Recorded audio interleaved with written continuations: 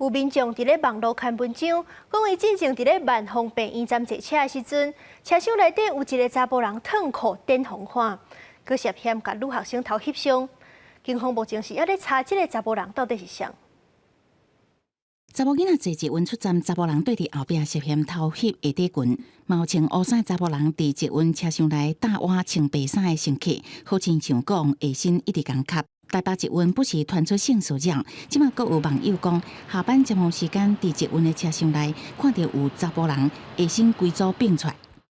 网友 PTT 文章讲，7日下晡4点外，甲查某囝为万丰病院站上车，边仔徛2个女高中生。捷运尖峰时段，车内有一个查甫人愈来愈晚，伊用手机开翕相功能，因为伊看到这个查甫人真不顺，下身规组拢并出来。而查某囡仔的尻川皮愈来愈晚，惊到这个变态，就用手机拍字叫学生囡仔离较远的。经联络当事人，其表示无法前往观看影像及指认这名涉案男子。且不愿提出性骚扰申诉告诉。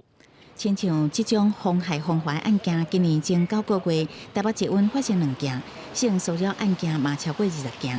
这届接到报案，警方调阅相关影像甲票卡，积极侦办以外，嘛加强巡逻。按到目前为止，也无抓到涉案的查甫人。